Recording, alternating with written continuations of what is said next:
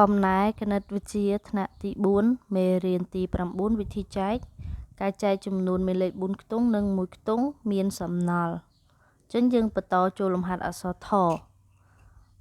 អញ្ចឹងដើម្បីចែកលេខហ្នឹងដំបូងគឺយើងត្រូវកាត់ខ្ទង់ផ្នែកតំណាងចែកអញ្ចឹងយើងកាត់មួយខ្ទង់មកអញ្ចឹងឃើញថានេះលេខ7ហើយនេះលេខ9អញ្ចឹង7មិនអាចចែកឲ្យ9បានទេគឺយើងត្រូវកាត់ថែមមួយខ្ទង់ទៀតដោយសារ7វាតូចជាង9អញ្ចឹង71ចែកឲ្យ9យើងអាចចែកបានដែរអញ្ចឹងយើងត្រូវគិតថាតើ71នេះចែកឲ្យ9តើបានប្រមាណអញ្ចឹងចង់ដឹងថា71ចែកឲ្យ9បានប្រមាណយើងត្រូវទៅសូត្រមេ9ថាតើ9ប្រមាណដងដែលស្មើ71ឬក៏នៅកៀកនឹង71តែតូចជាង71ចឹងយើងសូត្រមករហូតដល់9 7ដងគឺស្មើ63ដល់9 8ដង9 8ដងគឺ72ចឹងកន្លែងមេលេខហ្នឹងមានន័យថាម៉េចមានន័យថាបើយើងមានចំនួន72យើងយកទៅចែកឲ្យ9គឺបាន8ហើយតែចំនួនយើងមានតែ71ទេអញ្ចឹងបានន័យថា71ចែក9ទៅអត់បាន8ទេគឺបានត្រឹម7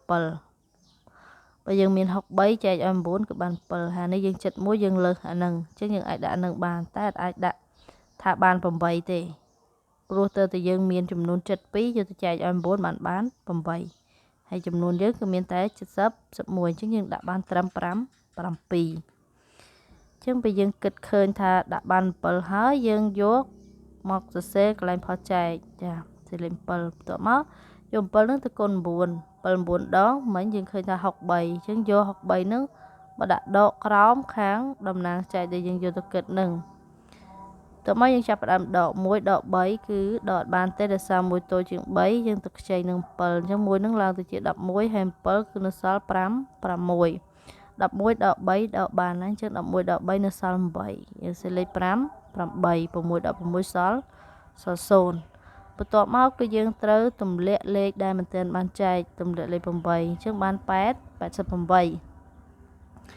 តែមកយើងត្រូវវិភាគថាតើ88នេះចែកឲ្យ9បានប្រមាណចង់ដឹងថាបានប្រមាណយើងទៅសូត្រមេ9ថាតើ9ប៉ុន្មានដងស្មើ88ឬក៏នៅកៀកនឹង85 8ជាងយើងសូត្រដល់9 8ដង9 3ដងគឺ72ដល់9 4ដងគឺស្មើ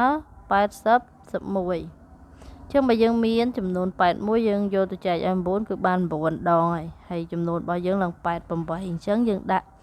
បាន9ដងហើយអញ្ចឹងគឺយើងដាក់បាន9ហើយមានន័យថា81នឹងចែកឲ្យ9គឺបាន9ពេលយើងគិតថាចែកបាន9នឹងហើយយកលេខ9មកទៅសេកន្លែងផលចែកបន្ទាប់ពីទៅសេកន្លែងផលចែកគឺយើងត្រូវយក9ហ្នឹងទៅគុណនឹង9អញ្ចឹង9 4ដង81ឃើញ81យកមកដាក់ដកក្រោមខាងតំណាងចែកដែលយើងយកទៅគិតនឹងអញ្ចឹង8ដក1សល់7ហើយ8ដក8សល់0ទៅមកយើងត្រូវទម្លាក់លេខដែលមិនទាន់បានចែកហ្នឹងមកទៀតអញ្ចឹងលេខ5ជាលេខចុងក្រោយហើយអញ្ចឹងយើងត្រូវគិតទៀតដែរ75ទម្លាក់មកបាន75អញ្ចឹង75នេះចែកឲ្យ9បានប៉ុន្មានអញ្ចឹងចង់ដឹងថាបានប៉ុន្មានយើងទៅសូត្រមេលេខមេ9ថាតើ9ប៉ុន្មានដងស្មើ75ឬក៏9ប៉ុន្មានដងនៅកៀកនឹង75អញ្ចឹងយើងសូត្រមករហូតដល់9 8ដងអញ្ចឹង9 8ដង72 9 4ដងវា81ហើយចំនួនរបស់យើងគឺមានតែ75ទេអញ្ចឹងបើដាក់ថាបាន9គឺខុសហើយលុះត្រាតែយើងមានដល់81បានយើងយកទៅចែកនឹង9បាន9តែយើងមាន75អញ្ចឹងគឺដាក់បានតែ8ទេមានន័យថាចែកបានតែ8ទេតែបើ72យកចែកនឹង9គឺបាន8តែនេះ75អញ្ចឹងដាក់ចែកបាន8ដូចគ្នាគឺថាអានេះសល់តិចតួចអញ្ចឹងយើងដាក់បាន8អញ្ចឹងយើងសេលេខ8នៅខាងផលចែកទៅមកយក8នឹងទៅគុណនឹង9 8 4ដង72ឃើញ72យកមកដាក់ដកក្រោមខាងតំណាងចែកអញ្ចឹងយើងដកមក5ដក2សល់3 7ដក7សល់0អញ្ចឹងអានេះគឺសំណល់សល់3យើងអត់ចែកបន្តទៀតទេហើយលេខក៏យើងទម្លាក់អស់ដែរ អញ្ចឹងសម្រាប់លំហាត់ថតនេះចម្លើយគឺឃើញ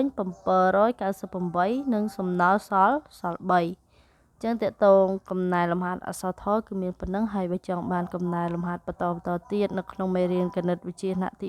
4កុំភ្លេចចុច like និងចុច subscribe ហើយបើចង់មើលកំណែទាំងអស់